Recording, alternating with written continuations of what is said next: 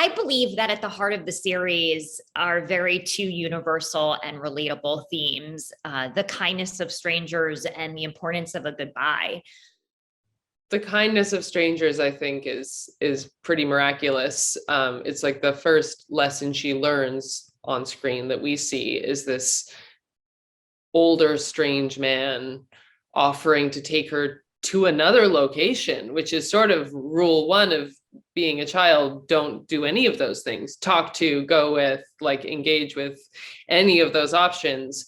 And I don't know. I think there's also this beautiful argument for like treating children with respect. Like the reason she goes is because she's intuitive and she trusts her intuition, and she carries that through into her career as an actor, as her sort of role as a defender or protector in her life, into trusting this extremely untrustworthy person, the prophet, that she has this sort of superhuman type of intuition that that guides all of the things that she pursues in her life. And you see that as a child, where she's left to make a decision and she makes the right one. I don't think that's the way I would want to raise my children.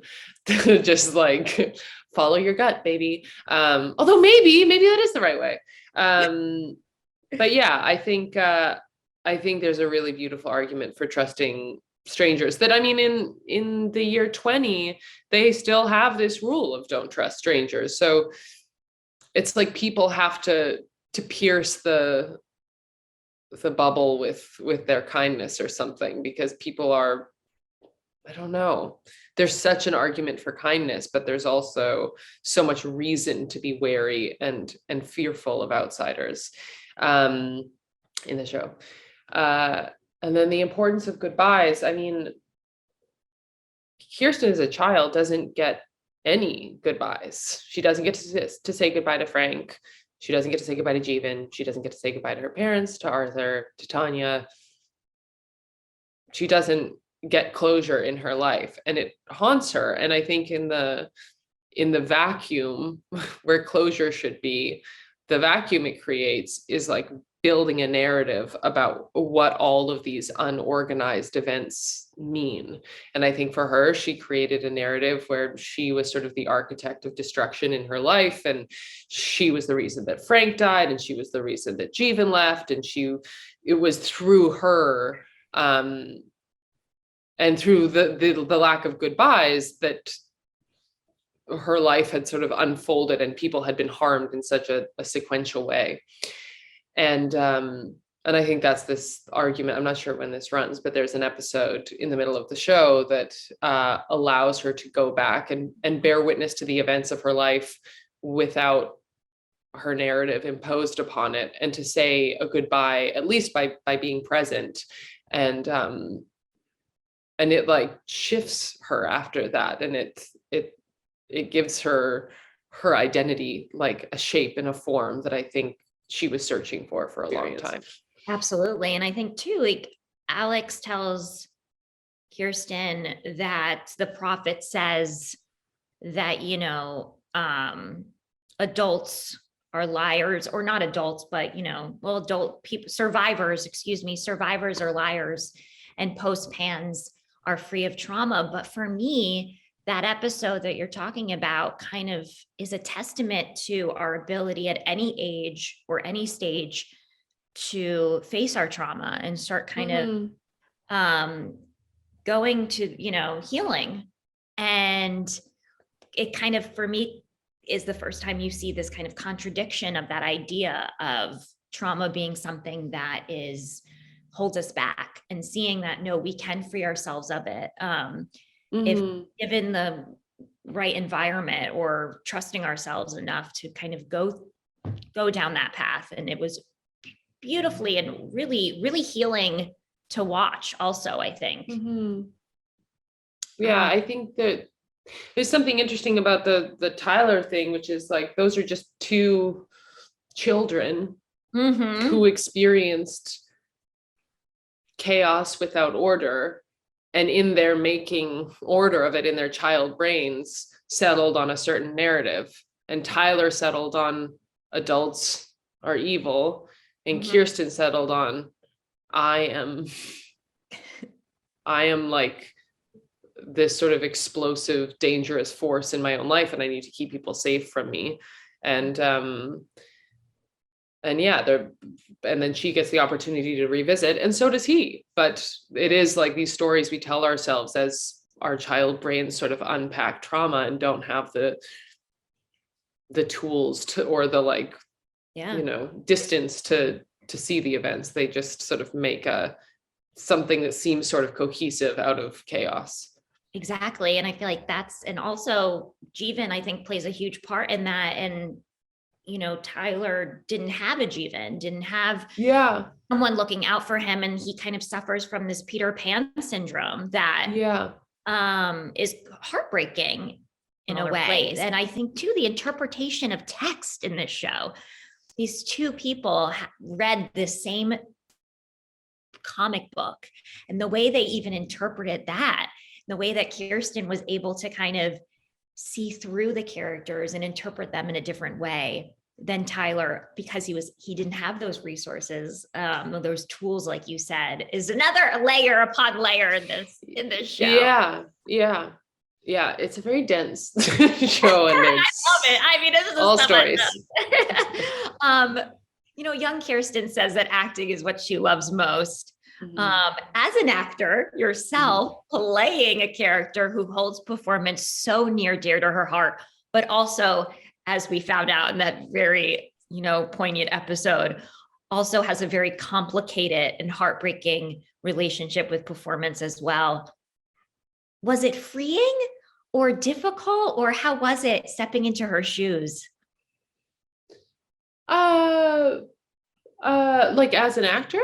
Yeah, I mean, I would think that it was so, because I was thinking too that this show has another layer of it, is this layer of performance and storytelling and the importance of the arts. And I think that, being a creator as you are and an artist, Mm. how was that kind of layer? How was that kind of stepping into her shoes? I think Mackenzie have always sort of been maybe overly concerned with um, any illusion of self-importance with what I do. I really like it. I do it for selfish reasons. It makes me happy. I like the process of acting, and it's fun. Whatever. Like, my reasons are my reasons. And I've always sort of pushed against inflating my job into something more meaningful than it is. Something that I love about Kirsten and that I love about the show is this like earnest and unabashed, they advocate for art and for the importance of art in this way that doesn't feel self-important, but more like, oh no, it's how you have to survive. It's not an optional luxury. It's not like, I don't know why I wanted to be like a cosmetic dermatologist. It's not a luxury. It's essential. It's you shelter and food and fire and water, and then community. And community is like, I think community and art are hand in hand, is like sharing experience and then translating that experience. And I really appreciated both making the show and then in talking about the show that it gives space to or earnestly engage with how important it is to make art on any level, not being like an actor in a TV show, but like the stuff that we made at home in the quarantine, or singing a song with your kids, or like any iteration of it is like how we stay alive. And I like the earnestness of that without it being sort of self-aggrandizing. Oh, absolutely. And I think we see that too, that this comic book informed so much of Kirsten's life. And that was art created by Miranda. Mm-hmm. And that came from her soul. And that was also not, I don't think Miranda's intentions weren't to create something for selfish reason, or what, her intention wasn't to show off her art, I should say. Her Yeah. intention was genuine and it came from an authentic place. And I think we're seeing, as I think a lot of us in real life saw over these last few years with the pandemic, not only the importance of art and creating art, but the importance of creating true art and how and it coming from a real place. And if it's coming from a real place, you know, it is sort of like, you know, the traveling symphony. That's all coming from a very genuine, real, earnest, like Yeah. you said, urgent kind of place. And specific, the argument that the more specific something is, the more universally it'll be felt. Like speaking to a large audience means telling the like minutia of your experience as a human being, because that's the thing that's shared, not the like the demographic sort of details. Like, why is this woman's abstract graphic novel so enthralling to two like 8 and 10-year-olds? Yeah. Because there's something that they don't understand, but the thing that they do understand is there's some extremely urgent, specific experience being communicated through these characters that is somehow very inclusive to them and their completely different experiences. And that's such a cool argument for making deeply felt, deeply personal things, because like people don't, they're not moved by being included in the largest swath of people. They're moved by being introduced to, like, did you ever read the Neapolitan quadrilogy, the Elena Ferrante books? No. Oh, well, I just remember like the very, very popular now, they've been made into a TV show, but when I read the first book, I hadn't heard of it at the time. And I read it before everybody else. No, but I just didn't, there was no context for it when I read it. And I remember reading it and My feeling Brilliant like, Friend, is that the pardon me? Yeah, Oh, yeah, that's the first yeah. book. I actually have it on my bookshelf, but I haven't gotten Oh, to it's so good. You should read it. There's, I think they're really miraculous books. But she was just telling these details of these two girls' friendship that was at once so like awful to read and also so exposing, because it felt like your own darkest thoughts that had been communicated. And it's, you know, not something that's spoken about very often, or this very particular type of like love, obsession, hatred, jealousy sort of soup that exists between like young girlfriends.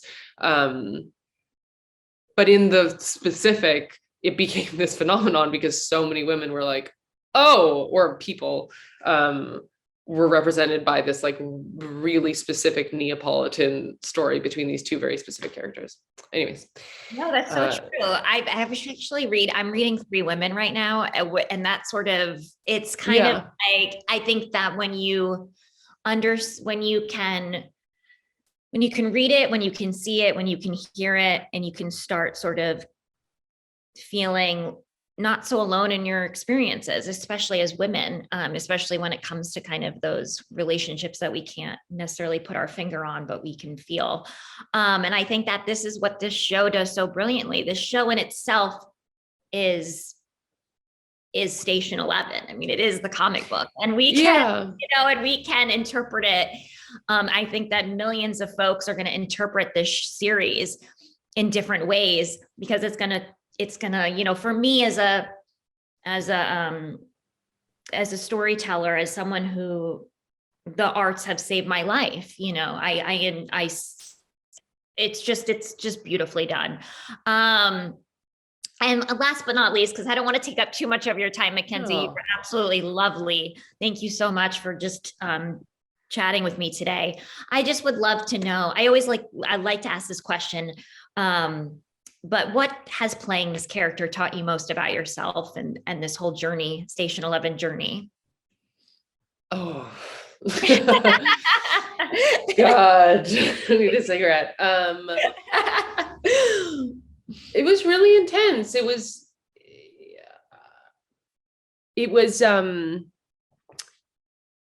I've never cried more on or off camera than making this show, which is not a negative thing, but it was the most sort of like intense expression of sadness in a period of my life that I've gone through. And it wasn't until talking about the show, which again, argument for we need stories and narratives for ourselves.